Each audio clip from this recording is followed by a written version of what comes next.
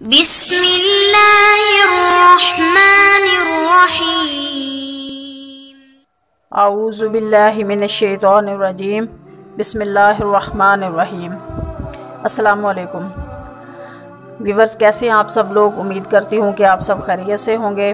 اللہ تعالیٰ سے دعا ہے کہ اللہ تعالیٰ ہم سب کو اپنے حفظ و امان میں رکھے اور تمام دکھوں، تکلیفوں، پریشانیوں اور مصیبتوں سے نجات دے، آمین ثم آمین۔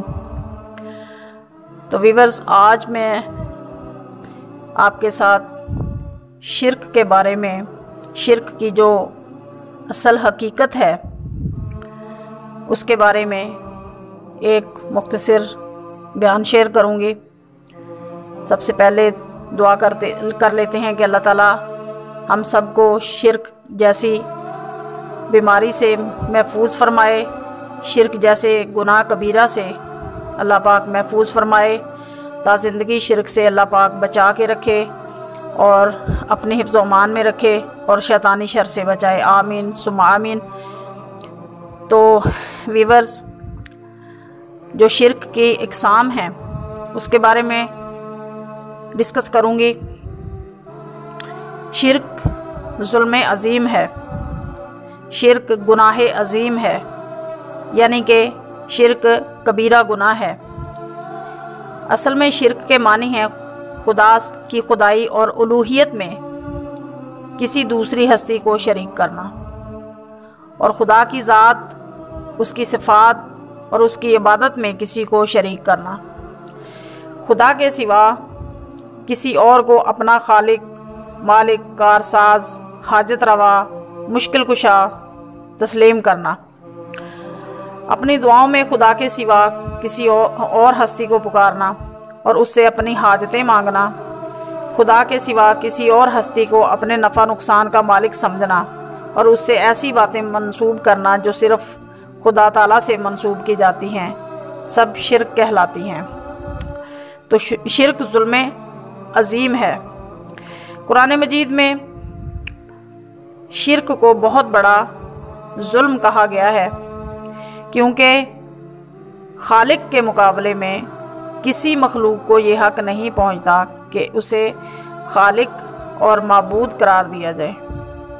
تمام قوتوں اور اختیارات کا مالک صرف خدا تعالیٰ ہے، تو بے اختیار مخلوق کس طرح خدائی میں اسے شریک کر سکتی ہے؟ قرآن مجید میں ارشاد ہوتا ہے، ان الشرک لظلم عظیم، بے شک شرک بڑا بھاری ظلم ہے۔ شرک ایک ایسا گناہ ہے جسے خدا تعالیٰ کبھی معاف نہیں کرے گا۔ اس کے علاوہ جس قدر گناہ ہوں، جتنے گناہ ہوں، اگر چاہے تو اللہ تعالیٰ اپنی رحمت کے صدقے انہیں معاف کر دے۔ چنانچہ قرآن پاک میں ارشاد ہوتا ہے، ان اللہ لا یغفر ان یشرک بہ ویغفر ما دون ذلک لمن یشاء۔ اللہ تعالیٰ اس گناہ کو نہیں بخشے گا کہ کسی کو اس کا شریک بنایا جائے اور اس کے سوا اور گناہ جس کو وہ چاہے معاف کر دے۔ شرک کرنے والا انسان انتہائی بلندیوں سے گر کر پستیوں میں جا پہنچتا ہے، جیسا کہ قرآن مجید میں ارشاد ہوتا ہے، وَمَن يُشْرِكْ بِاللَّهِ فَكَأَنَّمَا خَرَّ مِنَ السَّمَاءِ فَتَخْطَفُهُ الطَّيْرُ أَوْ تَهْوِي بِهِ الرِّيحُ فِي مَكَانٍ صَحِيحٍ۔ جس نے اللہ تعالیٰ کے ساتھ دوسروں کو شریک کیا، وہ گویا آسمان کی بلندیوں سے گرا اور پستیوں کے گڑھوں میں آ گرا، پھر اس کو پرندے اچک لیں یا ہوا کسی دور جگہ اڑا کر پھینک دے۔ کوئی بادشاہ یا حکمران اپنی رعایا کا بڑے سے بڑا جرم یا قصور معاف کر سکتا ہے، لیکن وہ یہ بات ہرگز برداشت نہیں کرے گا کہ کوئی شخص اس کے خلاف بغاوت کرے اور اس کی بادشاہت و حکمرانی کو تسلیم کرنے سے انکار کر دے۔ جب دنیاوی بادشاہوں کا یہ حال ہے کہ وہ اپنے ساتھ اپنی برابری کسی کو نہیں برداشت کرتے، تو شہنشاہ حقیقی جو پوری کائنات کا مالک ہے، یہ بات کس طرح گوارا کر سکتا ہے کہ اس کے خلاف بغاوت کی جائے اور اسے چھوڑ کر کسی اور کو خدا یا معبود بنا لیا جائے۔ ظاہر ہے ایسے شخص کا جرم جو ہے وہ ناقابل معافی ہوگا۔ اب اس کے علاوہ جو شرک کی قسمیں ہیں وہ 3 مشہور قسمیں ہیں۔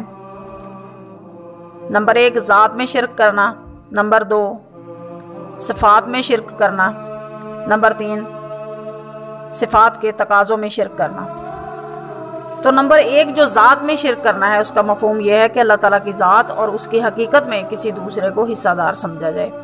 اس کی ایک صورت یہ بھی ہے کہ کسی دوسری ہستی میں یہی حقیقت مان کر کے اللہ تعالیٰ کا ہمسر اور برابر سمجھا جائے۔ دوسری صورت یہ ہے کہ اللہ تعالیٰ کا کوئی خاندان یا حسب و نسب تسلیم کرنا، یا کسی کی اولاد یا کسی کو اللہ تعالیٰ کی اولاد سمجھنا، کیونکہ والد اور اولاد کی حقیقت ایک ہی ہوتی ہے۔ لہٰذا جس طرح 2 یا 3 خداؤں کو ماننا شرک ہے، اسی طرح کسی کو اللہ تعالیٰ کا بیٹا یا بیٹی سمجھنا بھی شرک ہے۔ مثال کے طور پر عیسائی عقیدہ تثلیث رکھتے ہیں، یعنی کہ وہ 3 خدا مانتے ہیں، نعوذ باللہ من ذالک۔ اسی طرح یہودی حضرت عزیر علیہ السلام کو خدا کا بیٹا مانتے تھے۔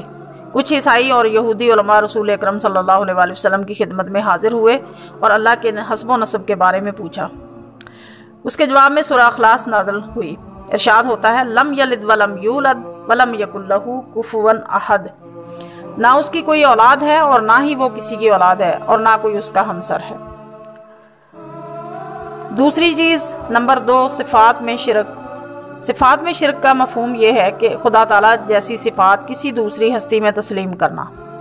مثلا اللہ تعالیٰ خالق ہے، قادر مطلق ہے، عالم الغیب ہے، رزاق ہے، کارساز ہے، حاجت روا ہے، مشکل کشا ہے، ازلی اور ابدی ہے، دعاؤں کا سننے والا ہے، قیامت کے دن کا مالک ہے، اور بہت ساری صفات جو قدرت خداوندی میں ہیں۔ اگر ایسی صفات کسی اور سے منسوب کی جائیں تو یہ صفات بھی شرک ہے، یہ صفات میں شرک ہوگا، کیونکہ ہر مخلوق اللہ تعالیٰ کی پیدا کردہ اور اس کی محتاج ہے۔ سوائے اللہ تعالیٰ کے ہر ایک چیز مخلوق ہے، یعنی کہ اللہ تعالیٰ خود خالق ہے، اور جو اللہ تعالیٰ کے سوا جو چیز بھی بنائی گئی، جو چیز پیدا کی گئی، وہ تمام مخلوقات ہیں۔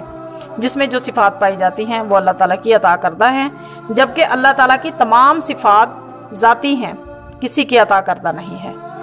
تو قرآن مجید میں ارشاد ہوتا ہے لیس کمثلہ شیء، قرآن پاک اس چیز کی تردید کرتا ہے، شرک کی تردید کرتا ہے، اس میں صفات کے اندر شرک کی تردید کرتا ہے کہ کوئی چیز بھی اس کے مثل نہیں، یعنی کہ کوئی چیز بھی اس کی برابری نہیں کر سکتی۔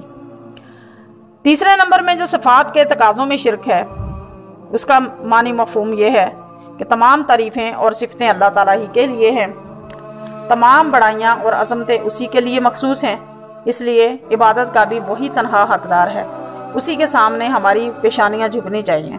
حقیقی اطاعت اور محبت کا صرف وہی حقدار ہے، وہی کارساز ہے، اقتدار صرف اسی کے ہاتھ میں ہے، اسی کے بتائے ہوئے قوانین پر عمل کرنا ضروری ہے۔ اس کے قوانین کے مقابلے میں کسی کے بھی قانون کی کوئی حیثیت اور حقیقت نہیں ہے۔ صرف خدا تعالیٰ کی ہی عبادت کرنی چاہیے، کوئی دوسری ہستی اس میں اس کے حق میں شریک نہیں ہو سکتی۔ تو قرآن مجید میں ارشاد ہوتا ہے اللہ تعبدوا الا ایاہ، تم صرف اسی کی عبادت کیا کرو۔ اور سورہ فاتحہ میں بھی ارشاد ہوتا ہے، جیسے ہم ہر نماز میں پڑھتے ہیں ایاک نعبد و ایاک نستعین، تو ہم کس سے مدد چاہتے ہیں؟ ہم اللہ تعالیٰ سے دعا کرتے ہیں کہ یا اللہ ہم صرف تیری ہی عبادت کرتے ہیں اور صرف تجھی سے مدد چاہتے ہیں۔ تو بیچ میں ایک اور کوئی ہستی کہاں سے آ گئی؟ اس وقت انسان اور خدا تعالیٰ کے درمیان کوئی چیز نہیں آ سکتی جب وہ اپنے رب سے مانگ رہا ہوتا ہے اور اس کا رب اسے دینے کے لیے تیار ہوتا ہے۔ خدا کی وحدانیت قرآن مجید کی روشنی میں خاص طور پر زور دیا گیا ہے۔ مثال کے طور پر قرآن پاک میں ارشاد ہوتا ہے وَإِلَٰهُكُمْ إِلَٰهٌ وَاحِدٌ لَا إِلَٰهَ إِلَّا هُوَ، اور تمہارا خدا ایک خدا ہے، سوائے اس کے کوئی اور خدا نہیں۔ تمام انبیاء اکرام کی اجتماعی تعلیم توحید ہی رہی ہے، جیسا کہ قرآن مجید میں بار بار ارشاد ہوتا ہے قَالَ يَا قَوْمِ اعْبُدُوا اللَّهَ مَا لَكُم مِّن إِلَٰهٍ غَيْرُهُ، اللہ کے رسول نے صلی اللہ علیہ وسلم نے فرمایا اللہ کی عبادت کرو، اس کے سوا کوئی معبود نہیں۔ تو ان تمام چیزوں کا نچوڑ یہ ہے کہ ہمیں صرف اور صرف اللہ تعالیٰ کو ہی خاص رکھنا چاہیے، اور اخلاص جو ہے یہ بہت بڑی چیز ہے۔ تو اللہ تعالیٰ سے دعا کرنی چاہیے کہ اللہ پاک ہمیں اخلاص کی دولت نصیب کرے اور ریاکاری سے بچائے اور ہمیں دین پر استقامت دے۔ دعا کرتی ہوں کہ اللہ تعالیٰ ہم سب کو 5 وقتہ نمازی بنائے اور شرک جیسے گناہ کبیرہ سے بچائے۔ تو انشاءاللہ ملتے ہیں ایک نئی ویڈیو کے ساتھ۔ اگر آپ نے میرا چینل سبسکرائب نہیں کیا تو چینل کو سبسکرائب کریں، ویڈیو پسند آئی ہے تو لائک کیجئے، شیئر کیجئے۔ ملتے ہیں ایک نئی ویڈیو کے ساتھ۔ اللہ حافظ، فی امان اللہ۔